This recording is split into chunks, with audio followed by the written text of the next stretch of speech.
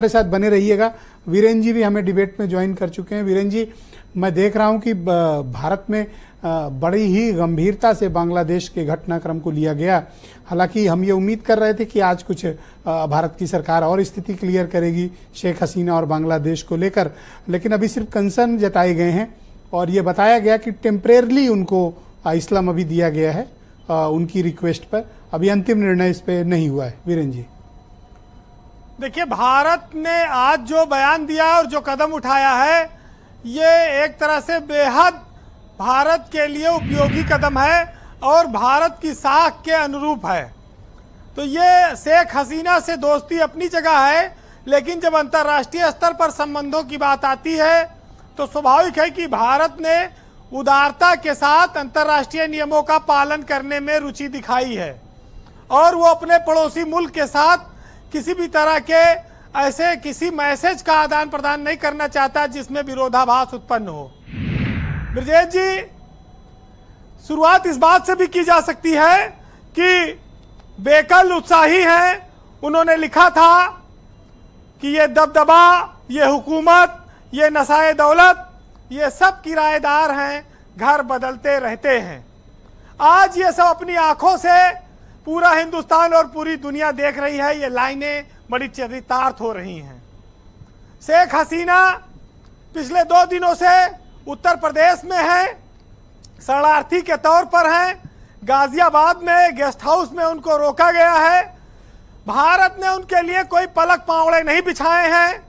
उनको जो उन्होंने एक अनुमति मांगी थी एक मित्र के तौर पर, वो भारत ने उनको दी है, लेकिन अस्थायी तौर पर उनको भारत अपने यहाँ कोई शरण देगा इसकी कोई संभावना नहीं है। ये जरूर है कि वो यूरोप में जाए, इंग्लैंड जाए, अमेरिका जाए, कहीं और जाए, वो जा सकती है, इसके लिए स्वतंत्र है और उसके लिए 2, 4, 5 दिन, 10 दिन जी देखिए, क्योंकि अभी बांग्लादेश में कोई सरकार नहीं है। बांग्लादेश की सरकार की ओर से भी कोई मैसेज ऐसा भारत को नहीं आया है कि उनके प्रधानमंत्री जो पूर्व हो चुकी है उनको कोई शरण ना दी जाए। तो ऐसे में भारत के पास तटस्थ अवसर हैं, वो अपने हिसाब से निर्णय कर रहा है। जब वहां कोई सरकार आ जाएगी, चाहे अंतरिम सरकार आ जाए या वहां के राष्ट्रपति कोई अपील करे, उसके बाद भारत अपना स्टैंड तब बदल सकता है, उस पर और क्लियरिटी ला सकता है। तो अभी तो बहुत अवसर है भारत के पास। शेख हसीना यहाँ रहे, इस पर किसी को कोई एतराज नहीं है। और महत्वपूर्ण बात यह है कि बांग्लादेश कि मिलिट्री ने ही वो विमान भेजा था और वो विमान वापस गया है जो बांग्लादेश से उनको छोड़ने आया था यहाँ। तो वहां पर भी सेना के स्तर पर और उच्च स्तर पर राजनयिकों के अभी शेख हसीना को लेकर कोई बहुत बड़ा ऐसा फैसला नहीं हुआ है कि उनको देशद्रोही घोषित किया गया हो या उनके ऊपर कोई मुकदमा चलाया जाए या उनको अंतर्राष्ट्रीय स्तर से बेदखल किया जाए। ब्रजेश जी, अब हिंसा पे आते हैं। बांग्लादेश में जो तख्ता पलट हुआ है उसके साथ भारत के रिश्तों में क्या परिवर्तन आने वाला है, क्या बदलाव आ रहा है? कट्टरपंथियों के हावी होने से भारत में जो स्थितियां बनेंगी और खास तौर से जो हमारे हिंदू समुदाय के अल्पसंख्यक कहे जाते हैं लोग, उनके साथ जो स्थितियां हो रही हैं उस पर विचार करना जरूरी है। हम शेख हसीना को भारत का दोस्त मानते हैं। वो भारत की प्रति वो काफी लिबरल रही हैं, दोस्त, उनका भाव दोस्ताना रहा है। लेकिन भारत में वो उदारता की मूर्ति हो सकती हैं। अपने देश में आज वो एक तानाशाही वाली प्रवृत्ति और मूर्ति लिए खड़ी है और वहां पर उनकी छवि एक हिटलर शाही, एक डिक्टेटरशिप की रही है, जिसकी वजह से आज इतना बड़ा आंदोलन पैदा हुआ है। वैसे देखिए, अब वो कभी बांग्लादेश तो लौटेंगी नहीं। वो अपने जीवन की राजनीतिक पारी खेल चुकी हैं। 72 साल की उनकी उम्र हो चुकी है। अब उनके पास ज्यादा वक्त नहीं है कि वो आके यहाँ पर बांग्लादेश में लोकतंत्र की दुहाई दें, मुकदमों का सामना करें और फिर आगे चलकर वो जनता में लोकप्रिय बने जी। तो लोकतंत्र की दुहाई देने का उनके पास भी कोई अवसर नहीं, क्योंकि जिसने अपने हाथों से लोकतंत्र को कुचला हो वो अब लोकतंत्र का आड़ लेकर बच नहीं सकता है।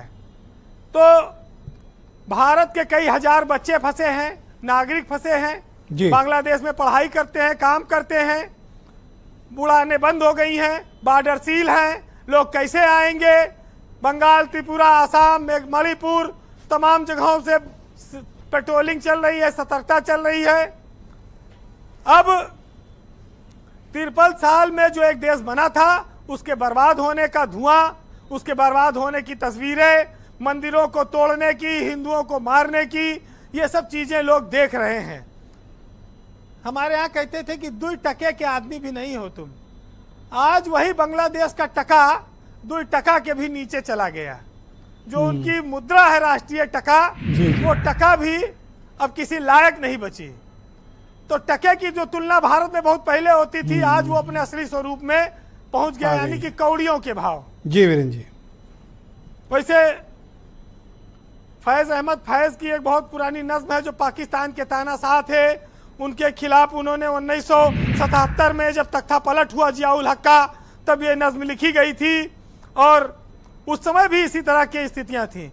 ब्रजेश जी, बांग्लादेश में कहने को ये छात्र आंदोलन है, लेकिन ये मुसलमान अपने ही हाथों अपने देश को लूट रहे हैं और तोड़फोड़ कर रहे हैं, गैर मुस्लिमों को मार रहे हैं, उनका घर जला रहे हैं, दुकानें लूट रहे हैं, इबादत खाने तोड़ रहे हैं।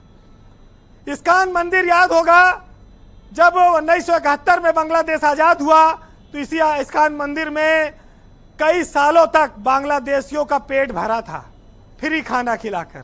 आज उसको भी लूटा जा रहा है दीन इस्लाम के नाम पर। जी। श्रीलंका में भी तख्ता पलट हुआ था, लेकिन इस तरह नहीं हुआ था, इतना जनता का नुकसान किया गया हो, हिंदुओं का नुकसान किया गया हो, क्योंकि वहां पर इस्लामिक सरकार नहीं थी, मुस्लिम कंट्री नहीं था वो। तो ये सब चीजें भी आती हैं। बहरहाल सुनिएगा, फैज अहमद फैज की एक नज्म है, ये तब के हालात पर लिखी गई थी 1977 में, कि लाजिम है हम भी देखेंगे वो जिस दिन का वादा है जो लौहे अजल में लिखा है, जब जुल्म और सितम के कोह गिरा रुई की तरह उड़ जाएंगे हम महकूमों के पांव तले, जब धरती धड़ धड़ धड़केगी और अहले हकम के सर ऊपर जब बिजली कड़कड़ कड़केगी, जब अर्ज खुदा के काबे से सब बुत उठवाए जाएंगे, हम अहले सफा मरदूद हरम मसनद पे बिठाए जाएंगे और सब ताज उठा ले जाएंगे, सब तख्त गिराए जाएंगे। बड़ी मशहूर नज़्म है। बहुत शुक्रिया वीरेंद्र जी हमारे साथ जुड़ने के लिए और ग्राउंड जीरो से डायरेक्ट